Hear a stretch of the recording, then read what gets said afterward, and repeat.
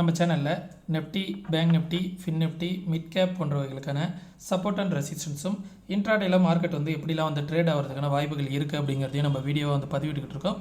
நம்ம பதிவிடக்கூடிய தகவல்கள் நிறைய புதிய பிகினர்ஸ்க்கும் ஏற்கனவே ஷேர் மார்க்கெட்டில் ட்ரேட் பண்ணிக்கிட்டு இருக்கக்கூடிய நண்பர்களுக்கும் ரொம்பவே உதவிகரமாக இருந்துகிட்டு இருக்குது.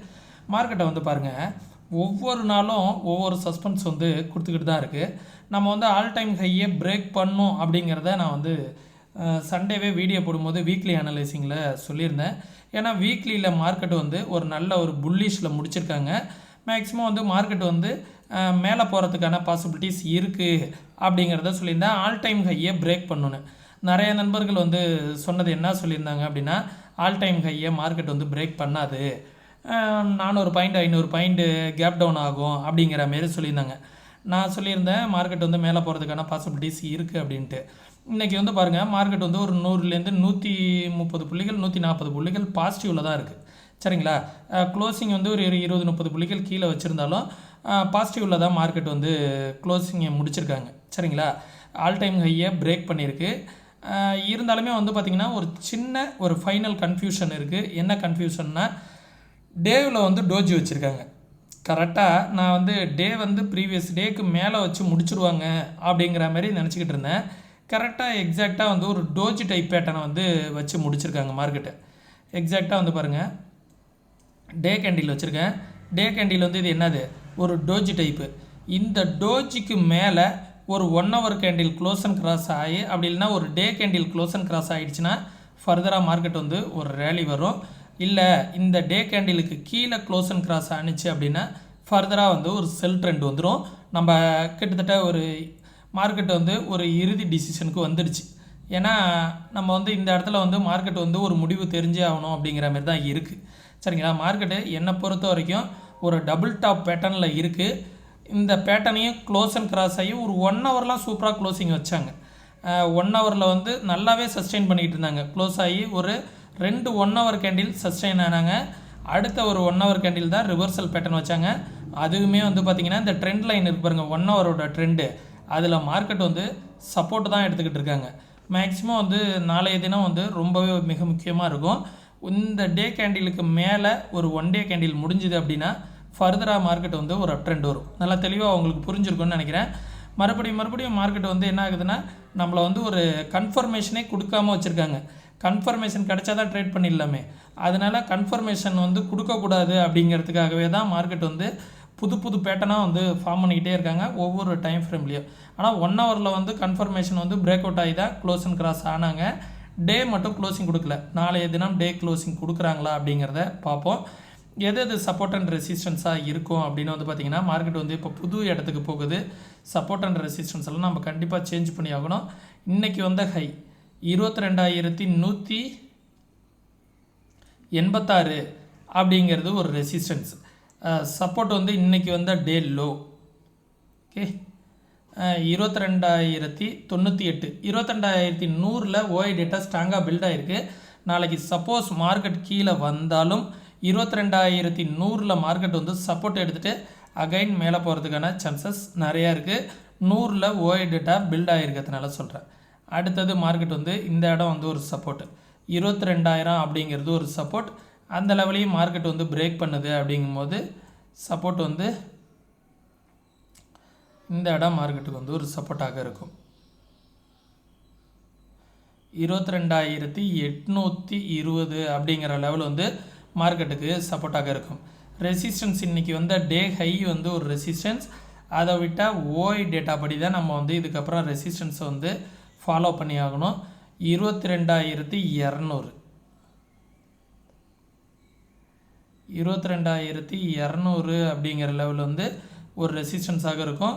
அதை விட்டால் 22,300 ஈஸியாக போகிறதுக்கான பாசிபிலிட்டிஸ் இருக்குது. 200க்கு மேலே சஸ்டெயின் பண்ணிகிட்டு இருந்துச்சு அப்படின்னா 300ங்கிற லெவலில் நிஃப்டி ஈஸியாக போகிறதுக்கான வாய்ப்புகள் இருக்குது. இதுதான் நிஃப்டியோட லெவல். ஓஐ டேட்டாலாம் என்ன சொல்லுது அப்படிங்கிறத இந்த வீடியோட இறுதியில் நான் சொல்கிறேன். பேங்க் நிஃப்டி நம்மளோட ரெசிஸ்டன்ஸ் நான் நேற்றுக்கு என்ன சொல்லியிருந்தேன், 46,698 அப்படிங்கிற லெவல் ரெசிஸ்டன்ஸுங்கிறத சொல்லியிருந்தேன். எக்ஸாக்டாக மார்க்கெட்டை பாருங்கள், ரெசிஸ்டன்ஸ் நம்மளோட லெவலில் மார்க்கெட் ரெசிஸ்டன்ஸ் எடுத்துருச்சு. ஓகே, சப்போர்ட் இன்றைக்கி டே லோ தான் மார்க்கெட்டுக்கு சப்போர்ட்டு. 46,319. ரெசிஸ்டன்ஸு எக்ஸாக்டாக எடுத்திருக்கு 46,698. அந்த லெவலை பிரேக் பண்ணால் 46,882. அதற்கு மேலே வந்தால் 47,222. இன்றைக்கி வந்து பார்த்திங்கன்னா வச்சுங்களேன், பேங்க் நிஃப்டி மட்டும் கொஞ்சம் சப்போர்ட் பண்ணியிருந்தது அப்படின்னா மார்க்கெட் வந்து கண்டிப்பாக வந்து மேலே போயிருக்கும். ஆனால் பேங்க் நிஃப்டி சுத்தமாக சப்போர்ட் பண்ணல, கொஞ்சம் தான் சப்போர்ட் பண்ணுச்சு. அதுக்கு மேலே வந்து இந்த இடத்துக்கு மேலே பிரேக் அவுட் ஆகலை. பிரேக் அவுட் ஆகிருந்தால் நிஃப்டி வந்து நல்லா மேலே போகிறதுக்கான சான்சஸ் வந்து கிடச்சிருக்கும். ஓகே, பேங்க் நிஃப்டி சப்போர்ட் இல்லாததுனால நிஃப்டியால் மேலே வர முடியல. நெக்ஸ்ட்டு சப்போர்ட் அந்த பேங்க் நிஃப்டிக்கு 45,500 அப்படிங்கிறது ஒரு சப்போர்ட்டாக இருக்கும். அந்த லெவலில் பிரேக் பண்ணால் 44,855. நிஃப்டிக்கு வந்து ஒரு சின்ன ஒரு எக்ஸாம்பிள் சொல்கிறேன். நிஃப்டி வந்து ஏன் மேலே போகலை அப்படிங்கிறதுக்கான ஒரு ரீசன் சொல்கிறேன், அதை பாருங்கள். அதுக்கப்புறமா நம்ம ஃபர்தராக கடைசியாக சொல்கிறேன் பேங்க் நிஃப்டி ஏன் மேலே போகலை அப்படிங்கிறத. ஃபின் நிஃப்டி நாளைக்கு வந்து எக்ஸ்பிரி, அதற்கான ஓஐ டேட்டாவையும் இந்த வீடியோட இறுதியில் சொல்கிறேன். இன்றைக்கி வந்து டே ஹை தான் வந்து ஃபின் நிஃப்டிக்கு நாளைக்கான ரெசிஸ்டன்ஸ். இங்கே வந்து பாருங்கள், எக்ஸாக்டாக நம்மளோட லெவலை பிரேக் பண்ணிவிட்டு நம்மளோட லெவலில் தான் மார்க்கெட் வந்து சப்போர்ட் எடுத்திருக்கு. ஓகே, 25,552. இப்போ நாளைக்கு அது வந்து இன்றைக்கி வந்து ஹை தான், நாளைக்கு மார்க்கெட்டுக்கு வந்து ரெசிஸ்டன்ஸாக இருக்கும். இன்றைக்கி வந்து டே லோ, நாளைக்கு வந்து ஒரு சப்போர்ட்டாக இருக்கும். 22,460 அப்படிங்கிறது நாளைக்கு ஒரு சப்போர்ட்டாக இருக்கும். அதுக்கு கீழே வந்துச்சு அப்படின்னா இந்த லெவல் வந்து ஒரு சப்போர்ட்டாக இருக்கும். அதற்கு கீழே வந்துச்சு அப்படின்னா இந்த லெவல் 20,300 அப்படிங்கிறது ஒரு சப்போர்ட்டாக இருக்கும். ரெசிஸ்டன்ஸ் 20,613ங்கிறது ரெசிஸ்டன்ஸ். அதற்கு மேலே வந்துச்சு அப்படின்னா 20,815. நாளைக்கு இந்த லெவலில் வந்து பிரேக் அவுட் ஆகுதா அப்படிங்கிறத பார்த்துக்கிட்டே இருக்கணும். பிரேக் அவுட் ஆகிடுச்சுன்னா 815ங்கிறது ரெசிஸ்டன்ஸ். அதுக்கு மேலே போனால் 21,000ங்கிறது தான் ரெசிஸ்டன்ஸ் ஃபின் நிஃப்டியை பொறுத்த வரைக்கும். மிட் கேப் வந்து பார்த்திங்கன்னா ட்ரெண்டை பிரேக் பண்ணியிருக்கு. எல்லாமே ஆல் டைம் ஹை நியரில் இருக்குது. சரிங்களா, Nifty all time high near, mid கேப்போ ஆல் டைம் ஹை நியரு. அதுக்கப்புறம் இன்னொரு விஷயமும் சொல்கிறேன், என்ன நியர் ஆல் டைம் நியரில் இருக்குது அப்படிங்கிறத பார்ப்போம். மிட் கேப்பு அழகாக இந்த இடத்த போய் ரெசிஸ்டன்ஸ் எடுத்துகிட்டு இந்த ட்ரெண்ட் லைன் சேனல் பேட்டர்னில் இருக்குது அப்படிங்கிறத சொல்லியிருந்தேன்னா 1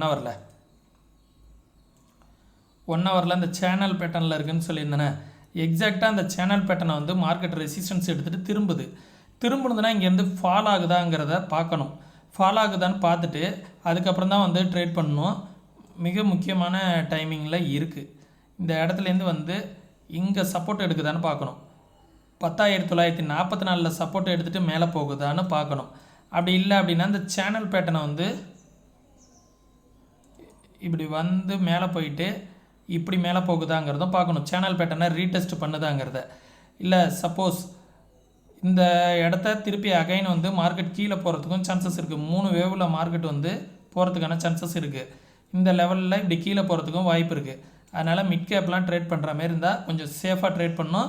ஒரு ஸ்விங்கை வந்து பிரேக் பண்ணி க்ளோஸ் அண்ட் கிராஸ் ஆகுதா அப்படிங்கிறத பார்த்துக்கிட்டு தான் இனிமேல் வந்து மிட் கேப்பில் வந்து ட்ரேட் பண்ணணும். ஓஐ டேட்டாலாம் என்ன சொல்ல வருது அப்படிங்கிறத பார்த்துடலாம்.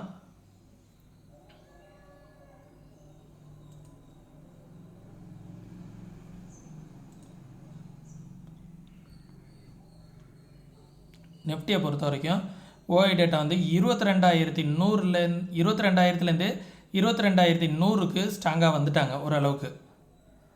22,000 ஓஐ டேட்டா இருந்தது. 22,100 வந்து ஒரு சப்போர்ட்டாக ஆக்ட் ஆகுது.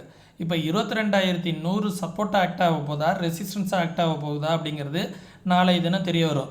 இந்த இடம் ரெசிஸ்டன்ஸாக ஆக்ட் ஆனிச்சுன்னா மார்க்கெட் வந்து கீழே வரதுக்கான வாய்ப்புகள் இருக்குது.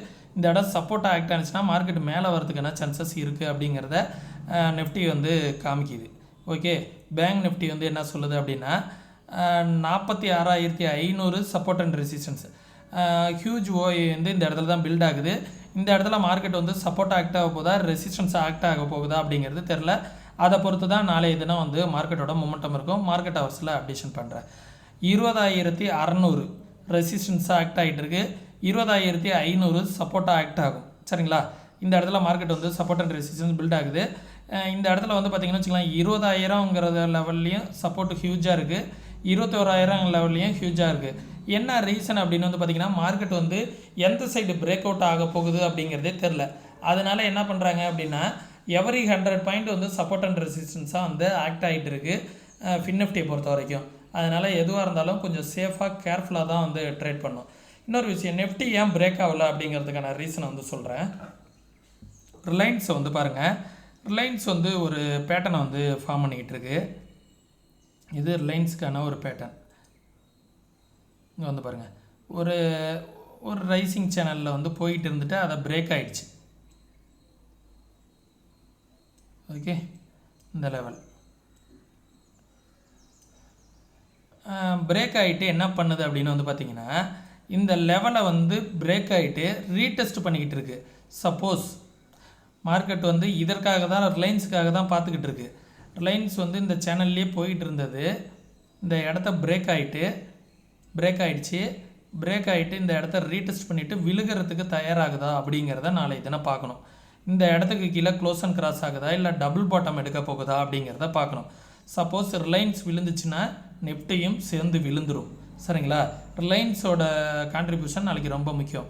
சப்போஸ் இந்த லெவலுக்கு மேலே ரிலையன்ஸ் வந்து பிரேக் அவுட் ஆகி திருப்பி மேலே போணுச்சு அப்படின்னா, ரிலையன்ஸ் வந்து மேலே போயிடுச்சு அப்படின்னா நிஃப்டியும் மேலே போகிறதுக்கான சான்சஸ் இருக்குது.